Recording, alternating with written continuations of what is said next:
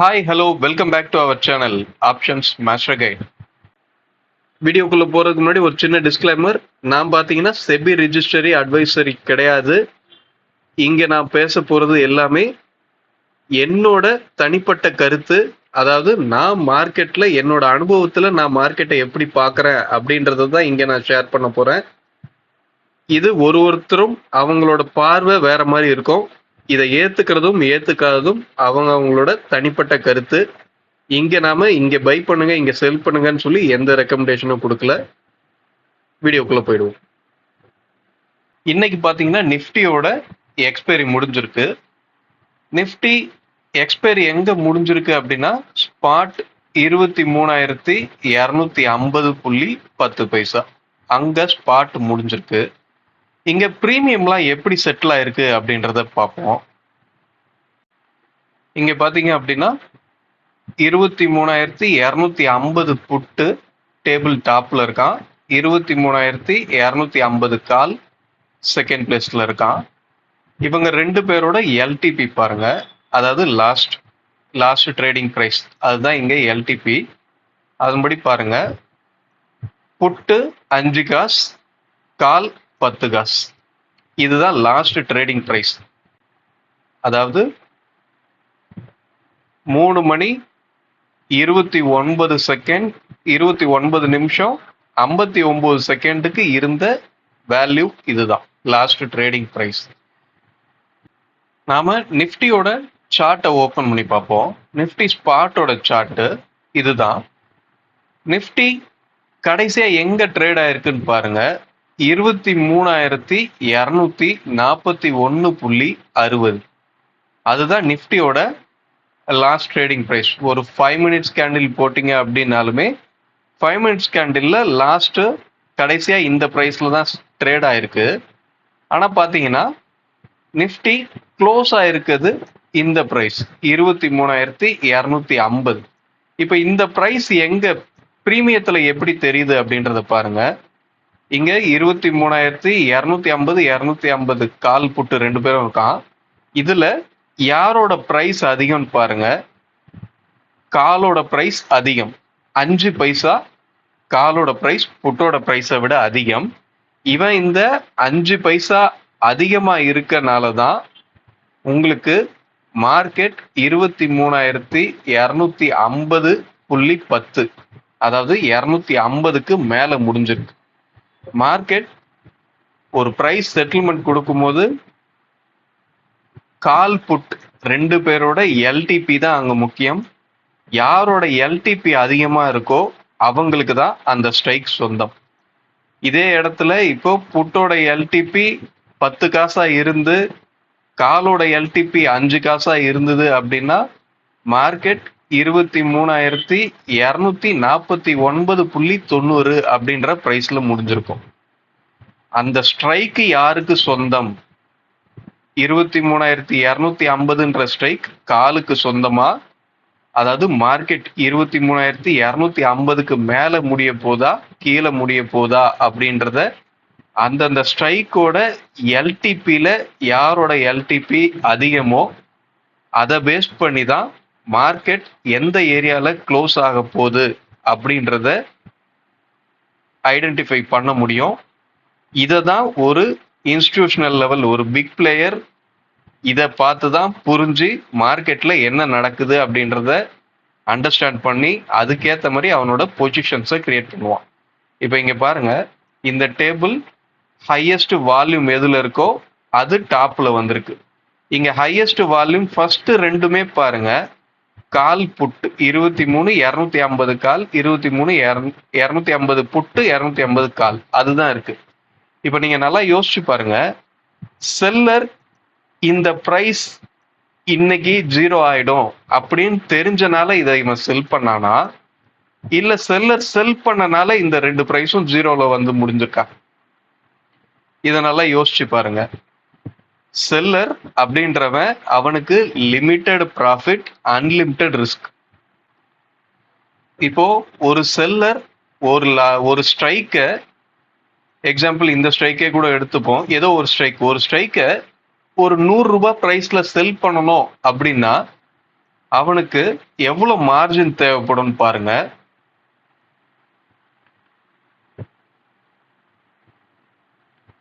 எவ்வளவு மார்ஜின், இந்த margin requirement எவ்வளவு கேக்குதுன்னு பாருங்க. கிட்டத்தட்ட 2,61,147 ரூபாய் கேக்குது ஒரே ஒரு லாட்டை 100 ரூபாயில செல் பண்றதுக்கு. இதுவே ஒரு பையர் 100 ரூபாயில பை பண்ணணும் அப்படின்னா அவனுக்கு உண்டான இன்வெஸ்ட்மெண்ட் எவ்வளோ? வெறும் 7,500 ரூபாய் தான். ஓகேவா? இது சார்ஜஸ் புரோக்கரேஜ் 20 ரூபாயோட சேர்த்து காமிக்குது. 7,500 ரூபாய் தான் ஒரு லாட்டுக்கு அவனோட இன்வெஸ்ட்மெண்ட். இப்போ ஒரு செல்லர் 2,60,000 ரூபாய்க்கு தேவைப்படுது, ஒரு லாட்டை செல் பண்றதுக்கு அவ்வளோ பிரைஸ் தேவைப்படுது அப்படின்னா அவ்வளோ பெரிய இன்வெஸ்ட்மெண்ட்டை ஒரு ப்ராபபிலிட்டியே இல்லாத ஏனோ தானோன்னு அப்படின்ற ஒரு இடத்துல செல் பண்ணுவானா அப்படின்றத யோசிச்சு பாருங்க. செல்லருக்கு கன்ஃபர்மேஷன் தெரியும், மார்க்கெட் எங்க முடிய போகுது அப்படின்ற கன்ஃபர்மேஷன் செல்லருக்கு தெரியும்.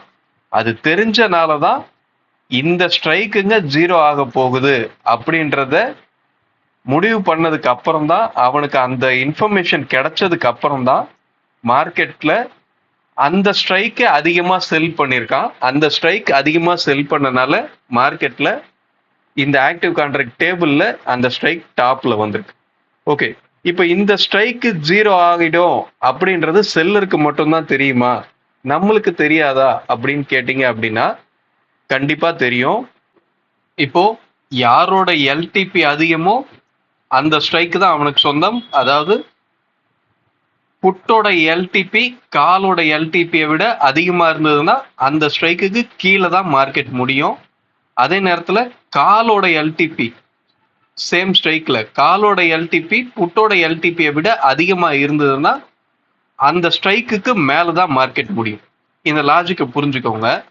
இதை பேஸ் பண்ணி தான் செல்லர் அந்த ஸ்ட்ரைக் 0 ஆகுமா ஆகாதா அப்படின்றத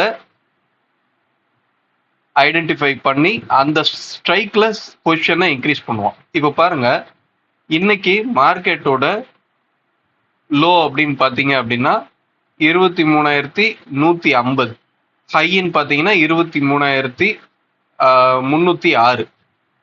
இப்போ செல்லர் அவனுக்கு என்ன கன்ஃபர்மேஷன் தெரியணும்? இதுதான் லோவா அப்படின்ற கன்ஃபர்மேஷன் தெரியணும். இதுதான் லோவா இருந்தது அப்படின்னா தான் மார்க்கெட் இந்த ஸ்ட்ரைக்குக்கு மேல, அதாவது 23,150க்கு மேல முடியும். 150 புட்டு 0 ஆயிடும் அப்படின்றது அவனுக்கு தெரியும். இப்ப அந்த கன்ஃபர்மேஷன் செல்லருக்கு எப்போ கிடைச்சிருக்கும் அப்படின்னு பாருங்க. இப்ப பாத்தீங்க அப்படின்னா இது 23,150 காலோட சார்ட், இது 150 புட்டோட சார்ட். இப்போ காலோட லோ பாருங்க, காலோட லோ 60 ரூபாய் 15 காசு அப்படின்றது அவனோட மார்க்கெட் தொடங்கின ஃபர்ஸ்ட் 5 மினிட்ஸ் கேண்டில்லே தெரிஞ்சிருச்சு. இங்க புட்டோட பிரைஸ் என்னன்னு பாருங்க. புட்டு அந்த 60 ரூபாய் 15 காசை அவனும் ஃபர்ஸ்ட் கேண்டிலே கட் பண்ணி கீழே வந்துட்டான். செகண்ட் கேண்டிலோட ஹையே பாத்தீங்க அப்படின்னா 41 ரூபாய் 35 காசு தான் இருக்கு. ஓகேவா? இங்க நாம என்ன பார்த்தோம்? யாரோட எல்டிபி அதிகமோ அவனுக்கு தான் அந்த ஸ்ட்ரைக் சொந்தம் அப்படின்றத பார்த்தோம். இப்போ காலோட லோக்கு கீழே புட்டோட ஹை வந்துருச்சு, செகண்ட் கேண்டிலோட ஹை வந்துருச்சுன்னா அங்க என்ன மீனிங்? கண்டிப்பா மார்க்கெட் 23,150க்கு கீழே முடிய போறது இல்ல அப்படின்ற இன்ஃபர்மேஷன் இங்க கிடைச்சிருதா உங்களுக்கு? ஓகேவா? இந்த இன்ஃபர்மேஷனை பேஸ் பண்ணி தான் செல்லர் அவனோட பொசிஷனை கிரியேட் பண்ண ஆரம்பிப்பான். இந்த இன்ஃபர்மேஷன் 150க்கு மேலதான் அப்படின்றது 9:15க்கே தெரிஞ்சு போச்சு. நீங்க சொல்லலாம் இது இப்படியே இருக்கிற பட்சத்துல தானே அப்படின்னு சொல்லி. செல்லரும் என்ன பண்ண போறான்? அவன் பொசிஷனை கிரியேட் பண்ணிட்டு அதை ஆல்டர் பண்ண போறான். அவனுக்கு அகேன்ஸ்டா போச்சு அப்படின்னா ஆல்டர் பண்ண போறான். அவனுக்கு ஃபேவரா போச்சுன்னா அப்பயும் ஆல்டர் பண்ண போறான். அப்போ எப்படி ஆல்டர் பண்ணுவான்னா பொசிஷனை இன்க்ரீஸ் பண்ணி ஆல்டர் பண்ணுவான். அவனுக்கு ஆப்போசிட்டா போச்சுன்னா அவன் பொசிஷனை எக்ஸிட் பண்ணி ஆல்டர் பண்ணுவான். இப்போ அவனுக்கு இந்த 23,150 புட்டு அப்படின்றவனோட எல்டிபி ரூ. 60 தாண்டாத வரையும் மார்க்கெட் கண்டிப்பா 23,150க்கு மேலதான் முடிய போகுது அப்படின்ற கிளியர் லாஜிக் அவனுக்கு கிடைச்சிருச்சு. ஓகேவா? இந்த மாதிரியான கண்டிஷன்ல தான் அவனோட பொசிஷனை இன்க்ரீஸே பண்ணுவான். ஓகே, இப்ப 150க்கு மேலதான் அப்படின்றத 9:15க்கு மார்க்கெட் சொல்லிடுச்சு. அடுத்த ஸ்ட்ரைக் 200.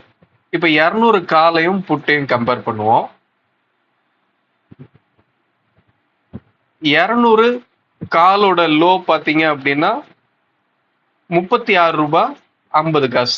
அந்த 36 ரூபாய் 50 காசும் ஃபர்ஸ்ட் கேண்டில்லே தான் கிடைச்சிருக்கு.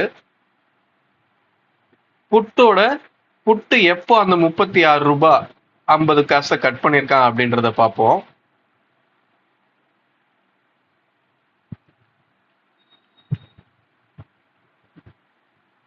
அந்த 36 ரூபாய் 50 காசு அப்படின்ற பிரைஸ அவன் செகண்ட் கேண்டிலே கீழே வந்து செகண்ட் கேண்டிலே 9:25 கேண்டிலே அந்த பிரைஸுக்கு கீழே தான் வந்து க்ளோஸ் வச்சிருக்கான். திரும்ப அடுத்த கேண்டில் மேல போயிருக்கான். திரும்ப 9:45க்கும் 36 ரூபாய்க்கு மேலதான் இருந்திருக்கான்.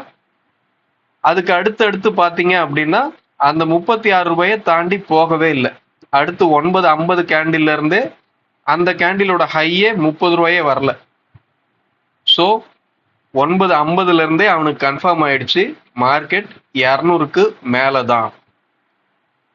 இப்ப 200 புட்டை செல் பண்றான், மார்க்கெட் 200க்கு மேல முடிய போது 200 புட்டு 0 ஆக போகுது அப்படின்ற இன்ஃபர்மேஷன் அவனுக்கு கிடைச்சதுக்கு அப்புறம் அவன் இந்த புட்டை செல் பண்றான். செல் பண்ணி சப்போஸ் இந்த 36 ரூபாய்க்கு மேல மினிமமாவே 36 ரூபாய்க்கு மேல இந்த புட்டு ட்ரேட் ஆனா மட்டும்தான் ஒரு வாய்ப்பே கிடைக்கும். மார்க்கெட் 23,200க்கு கீழே முடிகிற வாய்ப்பு. ஓகேவா? காலோட லோவே புட்டு தாண்டல அப்படின்ற பட்சத்துல அந்த வாய்ப்பே கிடையாது, மார்க்கெட்டுக்கு அந்த வாய்ப்பே கிடையாது. அடுத்த ஸ்ட்ரைக் 250 தான் நாம பார்த்தோம். அது கடைசி வரை இழுபறியில இருந்தது. ஓகே, இப்போ மேல 300 தாண்டி போகாது அப்படின்ற இன்ஃபர்மேஷனை மார்க்கெட் எப்ப கொடுத்துருக்கு அப்படின்றத பார்ப்போம். நாம கீழே போகாது அப்படின்றதுக்கு காலோட லோவை புட்டு கூட கம்பேர் பண்ணோம். இப்போ மேல போகாது அப்படின்றதுக்கு புட்டோட லோக்கு கூட காலை கம்பேர் பண்ணுவோம். புட்டோட லோ பாத்தீங்கன்னா 30 ரூபா 30 காசு. இது எத்தனை மணிக்கு ஃபிக்ஸ் ஆயிருக்குன்னா 11:50. அதே 11:50 கேண்டிலோட இங்க இருக்கு. 11:50 கேண்டிலோட காலோட ஹை பாருங்க 12 ரூபாய் 70 காசு. ஓகேவா? இப்போ இந்த 300 கால் அப்படின்றவ இந்த 30 ரூபா 30 காசு பிரைஸை தாண்டி மேல வராத வரையும் கண்டிப்பா அங்க என்ன தெரியுது, மார்க்கெட் 300க்கு கீழே தான் முடிய போகுது அப்படின்ற இன்ஃபர்மேஷனை மார்க்கெட் 11:30க்கே கிளியரா சொல்லிடுச்சு. ஓகேவா? மார்க்கெட் இப்படிதான் ஒரு இன்ஃபர்மேஷனையும் சொல்லிக்கிட்டே இருக்கும். அதை படிக்க தெரிஞ்சவன் அதை வச்சு ப்ராஃபிட் பண்ணிப்பான்.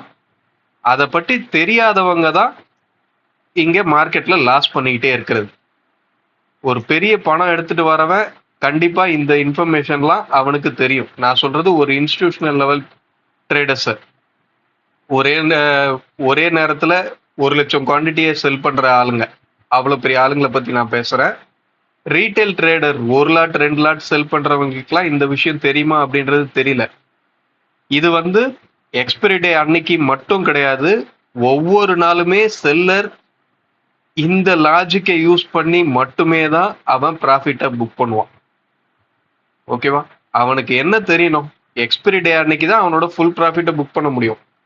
எக்ஸ்பைரி டே அன்னைக்கு தான் அந்த ஸ்ட்ரைக் 0 ஆக போகுது. அதுக்கு முன்னாடி நாள் வரையுமே என்ன இருக்க போகுது, டைம் வேல்யூ அப்படின்னு சொல்லி ஓடிஎம் ஸ்ட்ரைக்காவே இருந்தாலும் அதுல டைம் வேல்யூன்னு ஒரு பிரைஸ் இருக்க தான் போகுது. அவன் ஃபுல் ப்ராஃபிட்டை எக்ஸ்பைரி டே அன்னைக்கு தான் புக் பண்ண முடியும். எக்ஸ்பைரி டே நெருங்க இந்த ஸ்ட்ரைக்கு 0 ஆக வாய்ப்பு இருக்கா இல்லையா, இந்த லாஜிக்கை மட்டும்தான் ஒரு செல்லர் தொடர்ந்து வாட்ச் பண்ணிக்கிட்டே வருவான். அந்த ப்ராபபிலிட்டி இருக்கிற பட்சத்துல அவனோட பொசிஷனை இன்க்ரீஸ் பண்ணுவான். அவன் பொசிஷனை இன்க்ரீஸ் பண்ற பட்சத்துல உங்களுக்கு ஓப்பன் இன்ட்ரெஸ்ட் கிரியேட் ஆகுது. ஆக்டிவ் கான்ட்ராக்ட் டேபிள்ல டாப்ல வருது, இது எல்லாமே அங்கதான் நடக்கும். ஓகேவா? அவனுக்கு அகேன்ஸ்டா மார்க்கெட் போற பட்சத்துல அவன் பொசிஷனை எக்ஸிட் பண்ணுவான். எக்ஸிட் பண்ணும்போது ஓப்பன் இன்ட்ரெஸ்ட் குறையும். இந்த டேபிளோட ஆர்டர்ல இருந்து வெளியே போவான், கீழே இறங்குவான். இது எல்லாமே உங்களுக்கு பிரைஸ் தான் சொல்லும். மார்க்கெட்ல இருக்க ஒவ்வொரு ஸ்ட்ரைக்லயும் இருக்க ஹை லோ இந்த விஷயங்கள் தான் உங்களுக்கு சொல்லும். இதை தாண்டி இங்க இருக்க இந்த டேபிளோட ஆர்டரோ இல்ல ஓப்பன் இன்ட்ரெஸ்டோட என்ன பொசிஷன், எந்த ஸ்ட்ரைக்ல அதிகப்படியான ஓப்பன் இன்ட்ரெஸ்ட் இருக்கு அப்படின்ற இதெல்லாம் எதுவுமே சொல்லாது. அங்கெல்லாம் அவன் பொசிஷன் கிரியேட் பண்ணியிருக்கான், அது மட்டும் தான் உங்களுக்கு தெரியும். அந்த கிரியேட் பண்ண பொசிஷனை அவன் என்ன பண்ண போறான், அவன் ப்ராஃபிட்ல இருப்பானா லாஸ்ட்ல இருப்பானா, அந்த பொசிஷனை எப்போ புக் பண்ணுவான் அப்படின்ற விஷயம் எல்லாமே ஒரு ஸ்ட்ரைக்லயும் இருக்க ஹை லோ இந்த விஷயங்கள் மட்டும்தான் உங்களுக்கு காமிக்கும். ஓகேவா? இந்த ஹை லோ ப்ரீவியஸ் க்ளோஸ் இந்த டேட்டாஸை மட்டுமே வச்சு ஒரு செல்லர் எக்ஸிட் ஆகிற இடம், ஒரு செல்லர் பொசிஷனை கிரியேட் பண்ற இடம், இதெல்லாம் எது அப்படின்றத ஐடென்டிஃபை பண்ணி அங்க வாய்ப்பு இருக்கிற இடத்துல மட்டும் ட்ரேட் பண்றது எப்படி அப்படின்றத தான் நாம ஒரு கோர்ஸா பண்ணிக்கிட்டு இருக்கோம். அந்த கோர்ஸ்ல முழுக்க முழுக்க ஆப்ஷன் செயின், இது அல்காரிதம், இது அல்காரிதமா இருக்க போய் தான் மார்க்கெட் 23,250 முடிஞ்சிருக்கு அப்படின்னா 23,300 கால் 5 பைசா அவனோட பேஸ் வேல்யூவை ரீச் பண்ணியிருக்கான். 200 புட்டும் அவனோட பேஸ் வேல்யூவை ரீச் பண்ணியிருக்கான். 23,300 புட்டு 49 ரூபாய் 80 காசு அப்படின்னு அவனோட ரியல் வேல்யூ அந்த பிரைஸை ரீச் பண்ணியிருக்கான். இது எல்லாமே அல்காரிதமா இருக்க போய் தான் இந்த பிரைஸ் கிடைக்குது. இல்லை அப்படின்னா ஒரு பை செல் பண்ணிக்கிட்டே இருக்கனால நடந்துகிட்டு இருக்கு அப்படின்னா இப்ப 23,300 கால ஒருத்தர் ஒரு பெரிய ஹியூஜ் பெரிய குவான்டிட்டியில பை பண்ணிட்டே இருந்தாங்க அப்படின்னா மார்க்கெட்டை 300க்கு மேல முடிக்க வச்சிட முடியுமா அப்படின்னா நடக்காது. அந்த ஒரு ஸ்ட்ரைக்கை பை பண்றதுனாலையும் செல் பண்றதுனாலையும் இங்க மார்க்கெட்ல எந்த ஒரு மூவ்மெண்ட்டும் வந்துடாது. இது ஆப்ஷன் செயின் அப்படின்றது அல்காரிதம். அந்த அல்காரிதத்தை நாம எப்படி ஃபாலோ பண்ணணும், அதை செல்லர் எப்படி ஃபாலோ பண்ணுவான், செல்லரை நாம எப்படி ஃபாலோ பண்ணணும் அப்படின்றது தான் நீங்க அந்த கோர்ஸ்ல தெரிஞ்சுப்பீங்க. மார்க்கெட்டை இந்த மாதிரி பாருங்க, ஹை லோ இதுதான் முக்கியமே. அது கூடவே previous day close price add பண்ணிக்கோங்க. மார்க்கெட்டுக்கு முக்கியமான டேட்டா இதுதான். இதை பேஸ் பண்ணி மார்க்கெட்டை பாருங்க. வீடியோ பிடிச்சிருந்தா லைக் பண்ணுங்க, ஷேர் பண்ணுங்க, கமெண்ட் பண்ணுங்க. அடுத்த வீடியோவில் சந்திப்போம். Thank you, by.